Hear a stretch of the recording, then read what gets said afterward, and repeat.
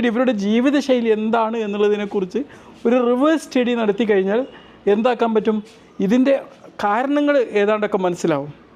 അങ്ങനെ അവിടെ പോസ്റ്റ്മോർട്ടം ചെയ്യപ്പെട്ട ഒരുപാട് ചെറുപ്പക്കാർ പെട്ടെന്ന് അകാല മരണങ്ങൾ സംഭവിച്ച ചെറുപ്പക്കാർ മരണത്തിലൂടെ അവരുടെ ജീവിത വഴികളിലേക്ക് എത്തി നോക്കിയപ്പോഴാണ് മനസ്സിലാക്കാൻ പറ്റിയത് ഇതുപോലുള്ള പെട്ടെന്നുള്ള പല മരണങ്ങൾക്ക് കാരണമായത് ഫാസ്റ്റ് ഫുഡുകളാണ് എന്നുള്ളത്.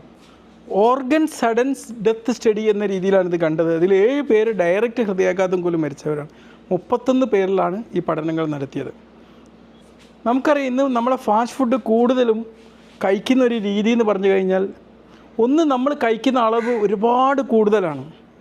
ചിലപ്പോൾ നമുക്ക് ഒരു ഫാസ്റ്റ് ഫുഡ് റെസ്റ്റോറൻറ്റിൽ നിന്ന് നമ്മൾ വാങ്ങി കഴിക്കുന്ന ഒരു ക്വാർട്ടർ ഫുഡ് മതി ചിലപ്പം നമുക്ക് അതിൽ നിന്ന് തന്നെ നമുക്കൊരു ദിവസം വേണ്ടതിലേറെ കലോറി കിട്ടുന്ന ഒരു സാഹചര്യമാണുള്ളത്. ഒന്ന് മനസ്സിലാക്കണം. അപ്പോൾ ഈ ഒരു അവസ്ഥയിൽ